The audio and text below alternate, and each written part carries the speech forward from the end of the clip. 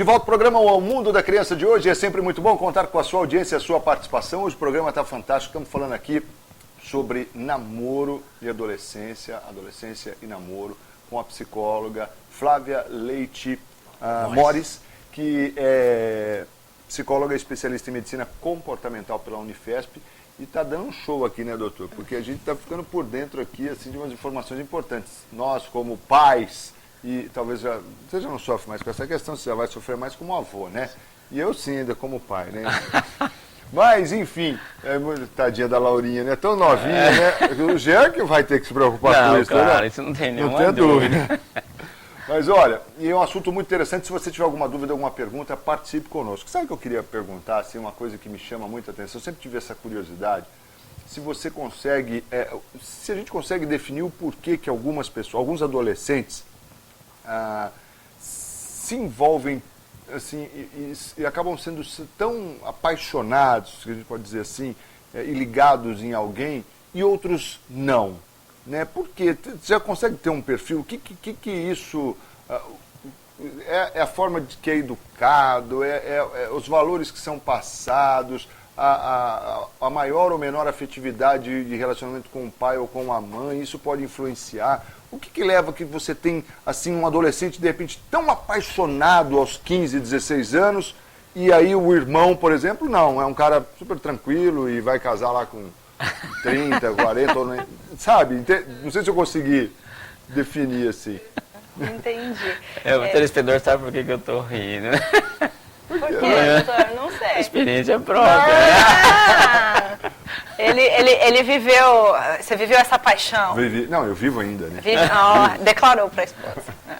Ganhou o fim de semana, né? Esqueceu de comprar presente ontem, né? Pois é isso, está pago, hein?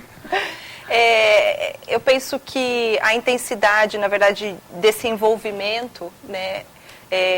Toda a literatura que a gente analisa em relação a esse estágio de desenvolvimento da adolescência, que a pessoa está deixando de ser criança e vai passar a ter acesso à vida adulta, é um momento de muita intensidade, né? Tanto em relação aos sentimentos, às amizades, então aquelas amigas que são muito amigas e que de repente se decepcionam e sofrem muito, né? Então, via de regra, as emoções são intensas, né, nessa fase da vida. E os extremos, que seriam a pessoa que, de repente, para a vida, para de estudar, não consegue levar a vida por conta daquele relacionamento que não está saudável, né, que está trazendo prejuízo. E o outro extremo, que são os adolescentes que não conseguem se envolver, que, de repente, a gente vê adolescente com 16, 17 anos, que não teve ainda uma habilidade para se envolver com alguém, até gosta. Então, normalmente tem questões por trás que são muito individuais, né? Os excessos, eu quero dizer. Então, essa pessoa que tem dificuldade de se aproximar de alguém, de dizer que gosta, de arriscar, né? Pedir para ficar, né? De se aproximar numa festa. Então, esse adolescente, ele também sofre, né? Ele sofre, muitas vezes sofre quietinho, né? Agora, o que diferencia, né, a nossa forma de enxergar a vida, ela é influenciada pela nossa história de vida, pela nossa herança genética, por aquilo que a gente aprende que é certo e errado e pelos modelos que a gente vê, né? Então, muitas vezes, a gente pode tanto herdar um modelo familiar, quanto criar a gente chama de contra-identidade, né? Você não é nada daquilo. Então, tem toda uma interferência mesmo ambiental e cultural que envolve essa intensidade do relacionamento, né? Mas, via de regra, as emoções são intensas na adolescência. Seja para um lado ou para o outro, né? Exatamente. Isso que a Flávia está falando, Marcos, você perguntou, é interessante, porque o que nós observamos, assim, há algumas famílias e alguns jovens, né, tanto do sexo masculino quanto feminino, que parecem que conseguem estabelecer um relacionamento de namoro atual ainda. Sim. Uhum. Mas tem outros que realmente não querem estabelecer esse relacionamento de namoro, e aí entra naquilo que é possível hoje, que é só o ficar. Sem compromisso, né? Isso parece que é uma prática normal, mas para o pai que recebe uma notícia, isso que eu queria que você comentasse, assim, olha, ele tá namorando. Parece que o pai até gosta hoje, não tá namorando. Isso que eu ia comentar. Tem pais, eu já ouvi pais dizerem que eu prefiro namorando, porque pelo menos está sob controle. Ainda mais se o filho tem uma namorada bravinha, né, que não deixa beber e tal. Isso é ótimo. Exato. Mesmo que seja 15, 16 anos. Exato, né? E tem namoros na adolescência que são muito saudáveis, né? Que frequentam festas, que estão junto com a família, que viajam, que um é companheiro do outro.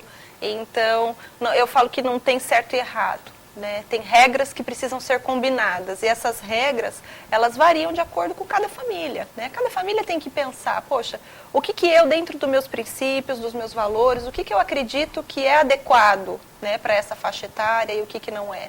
Então, essa questão de vai se relacionar, não vai, é melhor namorar, é melhor ficar sozinho. E os adolescentes, na verdade todos nós, inclusive na vida adulta, só muda o tema da cobrança social, né? Mas na vida adulta, qual que é a cobrança social? Você tem que ser bem sucedido, você tem que ter um carro legal, você tem que morar bem, você tem que comer em restaurantes bacanas. E a gente fica sob controle dessas cobranças. E o adolescente sofre essas cobranças. Poxa, se namora, porque namora. Se não namora, porque não namora. Se privilegia o estudo, é porque privilegia o estudo.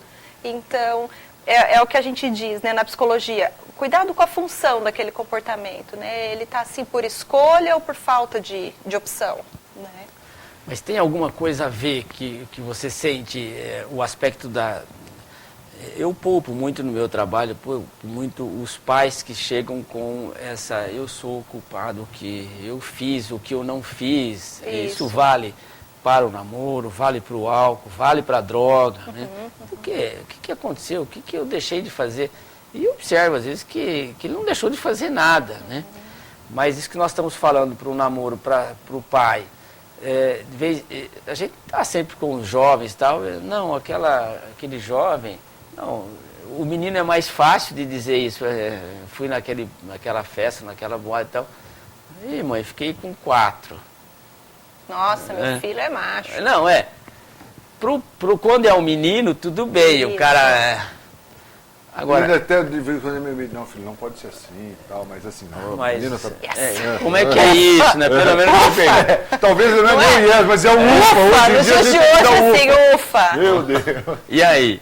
Mas e a menina? E como é que o pai consegue administrar isso? Como é que a gente pode dar uma palavra pro pai, principalmente o pai que é pai de filha, né? De menina, sexo feminino, dá mais trabalho em casa, né? Eu tenho filho homem, né? Eu tenho um filho menino. Eu não né? sei se eu quero ter menino ou não, porque a sensação que dá é que as meninas são mais frágeis, que precisam de mais proteção, né? E aí a gente se preocupa o que fazer. Mas o impacto de uma gravidez na adolescência é para os dois, né? Por mais que pro pai é menos, mas eu falo que o homem também sente, o homem que tem filho também sofre por conta daquela relação que não foi estabelecida. E em relação a essa questão de se culpar, né, na abordagem que eu trabalho, que chama cognitivo-comportamental, tem uma visão de que a gente interpreta situações de duas maneiras. Ou a gente está com uma interpretação distorcida, né? Ou seja, eu posso estar exagerando, eu posso estar generalizando uma situação que aconteceu no passado, achando que vai acontecer de novo.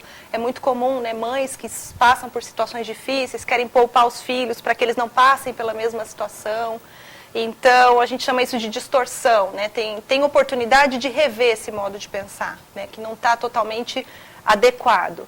Ou essa mãe tem razão, né? Ela está com uma filha que está tendo comportamentos que não são adequados e aí ela precisa de ajuda no que a gente chama de solução de problemas, né? Tá bom, o que eu faço? Minha filha bate a porta na minha cara, se eu não deixo ela sair, ela se rebela e aí quando ela sai ela bebe muito. Então essas questões do dia a dia que a gente como mãe, como pai, a gente precisa de ajuda. É trocar ideia com outras pessoas da família.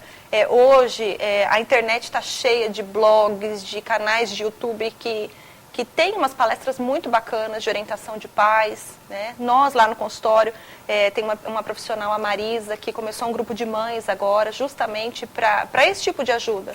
Como reagir diante de situações mais complexas, né? Que é o filho que ele se posiciona muito fortemente, porque é fácil lidar com o filho que acata e fala, ok, tudo bem, né? Não sabemos a consequência disso mais pra frente. mas é mais fácil lidar com esse filho do que com aquele que se rebela. É interessante, porque você vê um garoto, uma menina, não, ela tem horário, ela vai ao cinema, mas 11 horas está em casa, né? O menino responde tal, legal, tal. E a gente parece que assim que supervaloriza um fato que deveria ser normal, né? E aí você está sempre assim, não, que hora chegou? Não sei que hora chegou, porque dormiu de cansaço, né? Foi para a festa, tal. Então esse aspecto do relacionamento continua sendo assim muito difícil para a família, e isso que você falou, a individualidade do jovem, e não é assim, eu também revendo literatura, eu vejo assim que as crianças são crianças, né? Começar a beijar com 10, 11 anos é criança, né? Mas parece que é essa a idade, né, Marcos? Que hoje se começa a ter um relacionamento, uma sensualidade, porque nós sabemos do aspecto fisiológico do fato. Você vai crescendo, você vai se desenvolvendo, há toda uma situação de mudança hormonal que te leva à sexualidade, à sensualidade, etc. Mas parece que hoje isso está assim, com um potencial mais importante, né? Porque as músicas têm danças mais sensuais, né? Essa questão, às vezes, do corpo da menina, né? A gente vê a menina com um corpinho de violão admirável, lindo, com 11, 12 anos, né? E aí o papel dos pais é ajudar essa criança, esse adolescente, a se adaptar a esse momento de vida. Né? Olha, vai ser comum, os meninos vão se aproximar de você, vão te desejar, né? Tem que conversar. Sem dúvida. Nessa hora que você pensa, como é bom ter filho homem, né? Eu falo que é mesmo. Eu também tive 2 homens e uma mulher, mas como é bom ter filho homem. E realmente é um potencial de risco menor, pelo menos assim, para esse tipo de assunto, né? Mas aí você tem um outro lado também, né? Eu diria assim para você, gravidez em adolescentes a gente vive muito, e a Flávia abordou isso, e eu diria assim, que é claro que sob o aspecto assim, físico, a menina sofre mais, né? Porque ela que fica grávida, ela que vai para parto normal, vai para cesárea e tal, né? Mas para o garoto, para o garoto também traz um prejuízo grande. Para a família do garoto também traz um prejuízo grande. Então, realmente é um prejuízo tudo isso, até que seria assim uma palavrinha para o adolescente que está nos ouvindo, como psicóloga, como é que a gente pode colocar assim, olha, há riscos, né? Há riscos. Uma vez que aconteceu, é interessante ter calma, eu acho que respeitar o momento que aconteceu e pensar, pedir ajuda, estar perto de pessoas que você ama. Algumas famílias ficam sem saber como conduzir, e eu digo que assim, pais de adolescentes, eles também estão aprendendo a ser pais de adolescentes, ninguém sabe. Ninguém nasce pai de adolescente. Não, e tem um rótulo, né, que fala, filho adolescente, sinônimo de problema, né? Então, eu acho que esse aprender a ser pai de adolescente é aprender a lidar com uma situação que pode acontecer. Né? E o impacto de um filho na vida de, até o Marcos comentou, né, Marcos, com 14, 15 anos, né, vocês... então isso, assim, cada um vive a sua história, tem relacionamentos que se solidificam e vão bem, e tem famílias super bem estruturadas. Então, assim, não existe uma regra, não é sinônimo de que isso vai acabar com a vida da adolescente e nem de que isso, né, vai trazer algum tipo de prejuízo. Depois que aconteceu, acho que a forma de você lidar mesmo com a questão é fundamental, né? De você saber lidar. E o primeiro passo, né? Eu acho que em toda situação mais complexa e mais difícil, é aceitar. Né? No começo é estranho, você não gostaria que aquilo estivesse acontecendo. Eu brinco que você ficar lutando contra, ficar negando, aquilo eu acho que não vai te levar a nada. Isso pode gerar um pouco da natureza nossa, né? Esse comportamento até agressivo e ríspido, assim, pode gerar algumas feridas, algumas sequelas que podem ser prejudiciais ao longo da vida. Isso. E a gente diz que tem emoções saudáveis e não saudáveis, né? As emoções saudáveis, quais são, né? é você se desesperar numa situação dessa, é assustar, é não querer que aquilo tivesse acontecido, é achar que não vai ter saída. Isso é saudável por um tempo, né? Porque é natural, diante de uma situação difícil, ocorrer esse baque, né? Mas a sequência é caminhar para, ok, aconteceu, vamos em frente, né? Qual vai ser o melhor caminho, vamos sentar enquanto família, né? Aí os adolescentes que muitas vezes não têm o apoio da família, eu imagino que sempre tem um primo, uma tia, o próprio médico, né? Alguém que possa contar aí para ser um apoio nessa fase. Deixa eu só registrar aqui a Daniela Rosa, que também é psicóloga, diz que é sua amiga, parabenizando aí pelo programa, dizendo que está muito enriquecedor. Ai, obrigada. Tá vendo? Olha só. Achamos uma telespectadora, Daniela. Mas o que eu entendo, assim, que não é muito fácil para nós, pais, é admitir, assim, a sexualidade está presente no adolescente. Sim. Né? É fisiológico, né? Isso. É fisiológico esse fato. Agora, o que é difícil para nós ou ele vai extravasar isso no relacionamento com alguém, ou nas suas fantasias sozinho. Uhum. Né? Mas a sexualidade está presente. Sim, Né? sim. Eu acho que esse conceito é muito interessante para os pais admitirem isso, para fazer deste assunto um fato que existe, independe da vontade dele, da família, do pai. É fisiológico, você tem que admitir que a sexualidade está presente, né, Fran? Tanto a sexualidade quanto as emoções, às vezes a gente encontra pais conduzindo a educação do filho, punindo o sentimento de raiva, punindo alguns sentimentos, e sentimento e a própria sexualidade, isso tudo é natural, não é opcional, né? Ah, eu me apaixonei por fulano. Tá, eu não escolhi, aquilo aconteceu, né? Isso é um dos mistérios da humanidade, né? Quem dera a gente pudesse escolher, agora desliga, não quero mais gostar, né? Então, essa questão da sexualidade, sim, é algo natural, né? Isso vem desde a criança. Eu, com meu filho de 4 anos, a gente já percebe, né, que tem... Por quê? Porque a criança se toca e percebe que aquilo é gostoso, né? E a gente se assusta enquanto adulto. Nossa, mas o que eu faço? Isso é feio, isso é errado, né?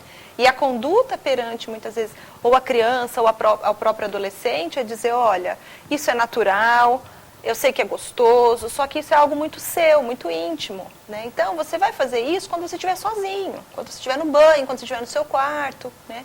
Porque a gente tem, e é compreensível que a gente adulto tenha dificuldade de falar. Principalmente também porque tem um mito, né? Ah, se eu falar, eu vou estimular, né? Ah, eu não vou conversar sobre namoro porque minha filha não falou nada, vai que eu dou a ideia para ela. Né? Vai ver, já está namorando, pois ficando, né? Não é? Geralmente é assim, né?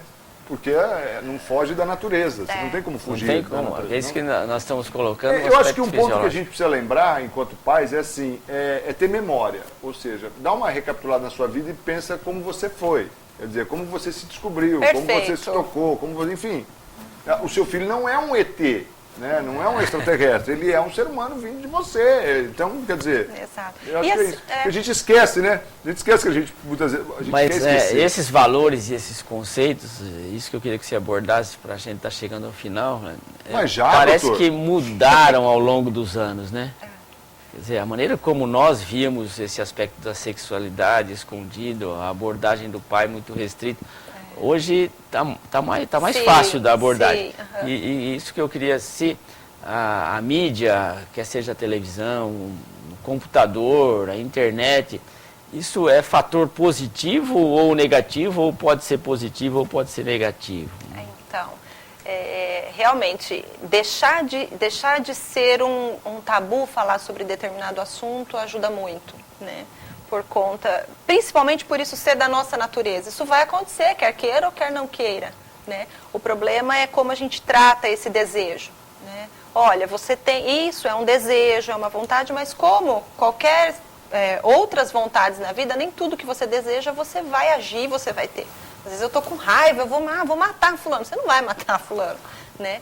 Então eu acho que essa contenção, essa consciência de ok, isso está acontecendo comigo, mas eu sei que, né? Aí é onde eu sempre uso essa questão dos princípios de cada família, né? Dependendo muito dos valores morais, do que pode, do que não pode, do que eu acredito que é correto, do que não é correto, né? Muitas vezes eu falo que a mesma religião que conforta é a mesma que aprisiona, então também tem que tomar cuidado com isso, né? Como você lidar com um filho adolescente que ele não pode ir em festa nenhuma depois das 11 da noite, e aí? Aí você transforma seu filho num ET, né? Que todo mundo vai na festinha e teu filho não vai porque é errado. Então é complexo mesmo lidar. E sobre esse aspecto, para o adolescente, o pai do adolescente, do aspecto modelo, né? Ele é importante o modelo que você como família, os seus valores, mas não é tudo, né? Não é tudo. Há a individualidade e alguns caminhos que o adolescente trabalha com ele que é diferente do modelo que é proposto, embora os pais sejam corretos e modelos excelentes, mas não obrigatoriamente aquele modelo ele é o que vai predominar no comportamento do filho.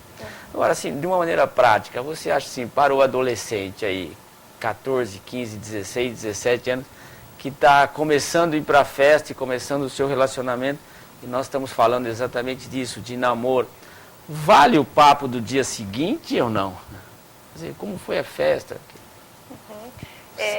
A mãe senta, o pai senta com o filho, com a filha. Eu diria para os adolescentes, compreendam as mães, que querem saber o que aconteceu, né?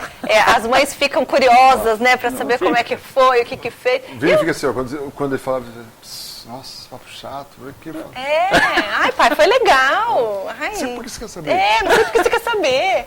Então, eu acho que é sentir, né? A gente ter um olhar um pouco mais profundo, né? Do filho, o filho do pai. Então, eu acho que o adolescente compreender essa curiosidade, essa preocupação da mãe, né? E a mãe compreender muitas vezes que o filho não quer falar, que o filho quer guardar para ele aquela noite, como foi. Mas a nossa orientação é peque pelo excesso. Se aproxime, pergunte. E até eu deixo o desafio, né? Quando foi a última vez que você perguntou pro teu filho, né? Escuta, como é que você está se sentindo? Como é que foi teu dia? Como é que está a tua relação com teus amigos? Tem alguma coisa que você tá precisando de ajuda? Quer trocar uma ideia comigo? Então, peque pelo excesso. Eu acho que o papel do pai é dar a abertura e respeitar até determinado ponto se o filho não... Até para não correr isso de lá na frente eu ouvir assim, você nunca perguntou? Comigo, nunca perguntou? Exato. Então, é por isso que eu estou perguntando, porque realmente acho que essa aproximação, essas situações, porque esse é um assunto tão particular, né, Flávia? O relacionamento entre o adolescente e a amizade, e o ficar, é muito particular e muito difícil de ser abordado dentro de casa. Porque se seu filho vai jogar bola, ele chega em casa e fala assim, ô pai, marquei 2 gols. Não é? Agora quando ele vai... E marca 2 gols. Para uma festa, ele não chega em casa... Se ele marcar 2 gols na festa é problema. É problema, ele não, é diferente, né?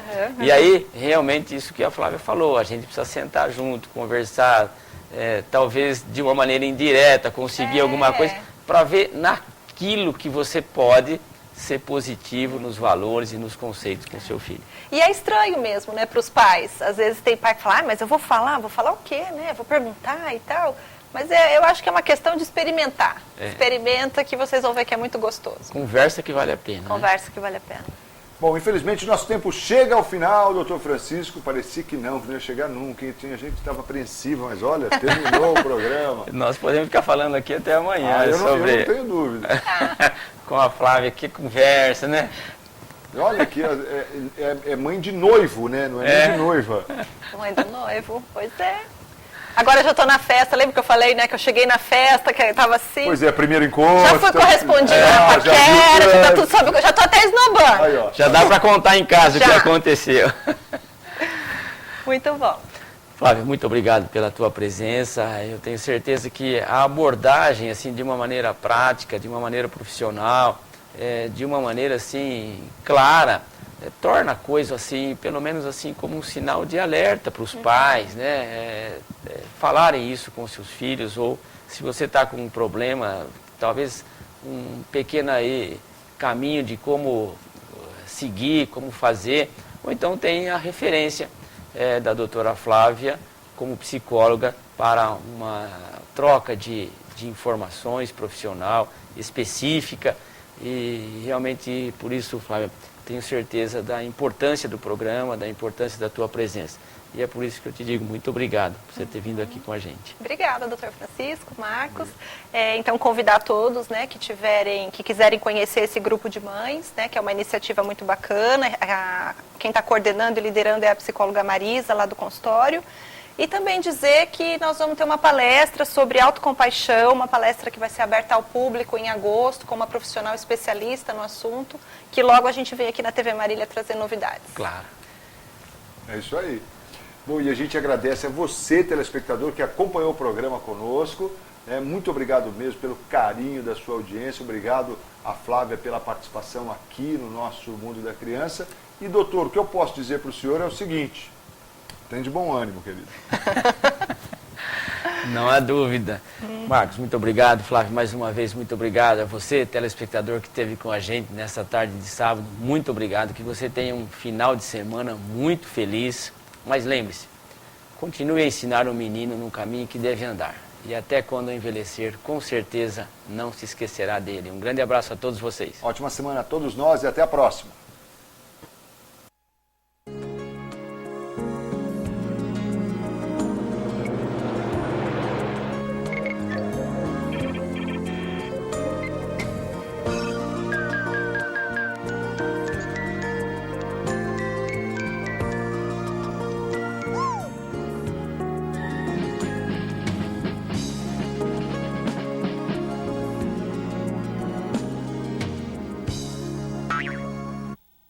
Mundo da Criança. Oferecimento Pimenta Pimentinha. Seu pequeno sempre na moda.